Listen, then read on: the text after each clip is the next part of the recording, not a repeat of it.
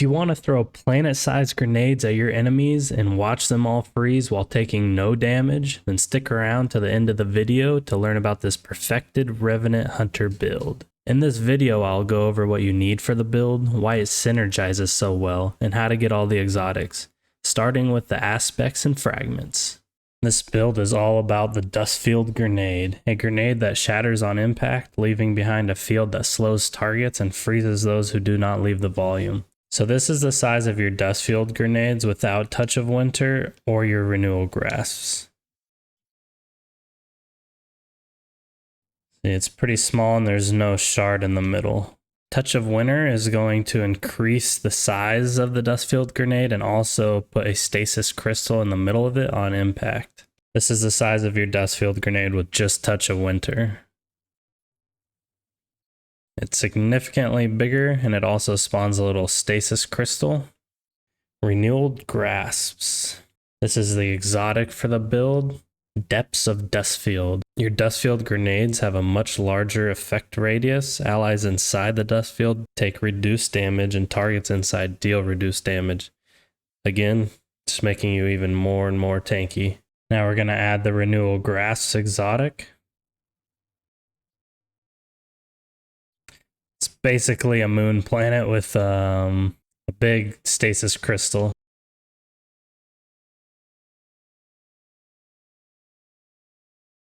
Grim Harvest. Defeating slowed or frozen combatants creates stasis shards. These shards grant melee energy when picked up by you or allies. For our fragments, Whisper of Durance slows from your abilities last longer. For those abilities that linger, their duration will also increase. This is going to help your grenade and your melee if you slow or freeze someone. Whisper of Chains. While you are near frozen targets or friendly stasis crystals, you take reduced damage from targets.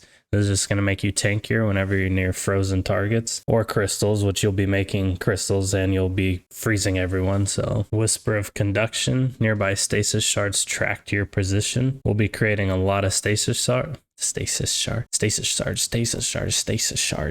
say that 10 times fast. Nearby stasis shards track to your position. We're going to be creating a lot of these shards, so they'll just constantly be coming to you as long as you're like near them, so you don't have to run out and go get them and put yourself in danger. Whisper of Shards. Shattering a stasis crystal temporarily boosts your grenade recharge rate. Shattering additional stasis crystals increase the duration of this benefit. This is going to help us get our grenade back so we can constantly be throwing those grenades out. As well as Whisper of Torment. You gain grenade energy each time you take damage from targets. You're going to be super tanky by all these frozen targets and stasis crystals that you'll be able to just sit there and absorb all the damage and get your grenade back. There's not too much in the artifact that's going to help you out, but Authorized Mods Grenade is definitely one you're going to want, and Authorized Mods Void if you're deciding to use Volatile Flow, which is really good for your secondary weapon. For our armor mods in the helmet, we're going to be using Stasis I can't say two S's in a row. We're going to be using Stasis Siphon and Void Siphon. Since we're using Void and Stasis weapons only, it's going to allow us to generate orbs of power with whatever we're using. In the arms, we're going to be using Grenade Kickstart mods and Impact Induction. For Grenade Kickstart, when your grenade energy is fully expended, you gain grenade energy. Additionally, your armor charge is consumed and you gain additional grenade energy for each stack. For your chest piece, you can use anything to help with survivability, like Concussive Dampener. You can also use Charged Up to increase the amount of armor charges you can carry. In the legs, you're definitely going to want Innervation. Reduces grenade cooldowns each time you pick up an orb of power. And in your class item, Time Dilation is good if you're using any armor charges that decay over time. Bomber, reduce grenade cooldown when using your class ability. So anytime you dodge, you'll be getting some grenade energy back. Reaper, after using your class ability, your next weapon final blow will spawn an orb of power. So it's just lots of ways to get orbs of power and get our grenade back. We're going to constantly want to be using our grenade with this build. I'm getting grenade energy back when I'm taking damage, which is nice.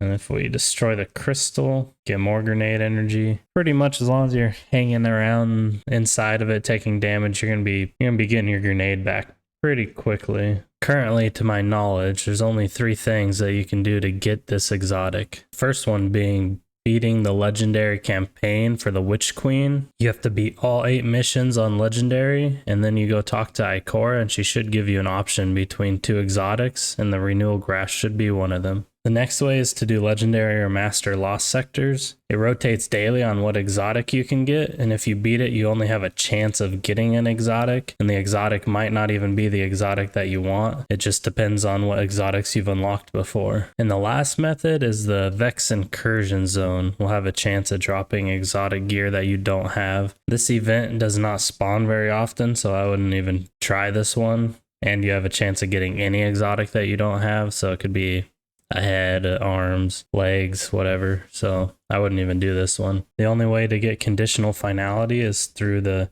Root of Nightmares raid, so I wouldn't even worry about this. But if you have it, it goes amazing with this build. Currently, the only way to get the Vergless Curved Bow is through the Seasonal Pass. You can get it on the paid track right off the bat, or you can get it from the free track at level 35. If you want to use Agar Scepter, which I would highly recommend, just go to the Exotic Archive, then Beyond Light Exotics, and it's right here, Agar Scepter. It's going to cost you 1 exotic cipher, 125,000 glimmer, 200 legendary shards, and 1 ascendant shard. It's kind of pricey, but it's definitely worth it. You can get an exotic cipher from Xur's weekly quests. So just find out where Xur is. He'll have a quest for you, and you complete it, and you'll get an exotic cipher. You can only hold on to 1 of these as of right now. When you kill an enemy with Agar Scepter, that enemy will shoot out like a wave of stasis energy, and it'll freeze nearby targets, which really helps with getting those double kills and the orbs of power. Also, if you have the catalyst, if you hold down your interact button,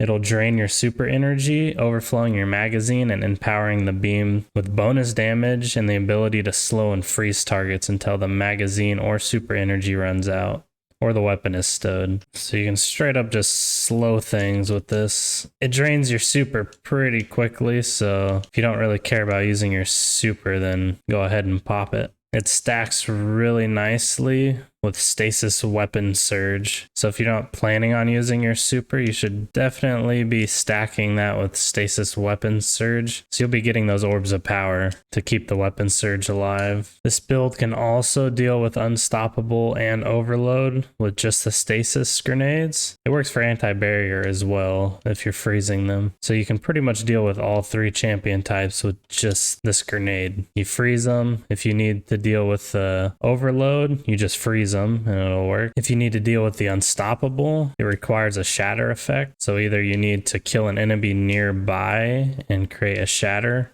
to unstop them, or you freeze them in the grenade and shatter your grenade, and that will also unstop him. And just straight up freezing an anti-barrier will just allow you to murder him before freeze is over. Anyways, Guardians, that's it for this build, and make sure to get outside and touch some grass.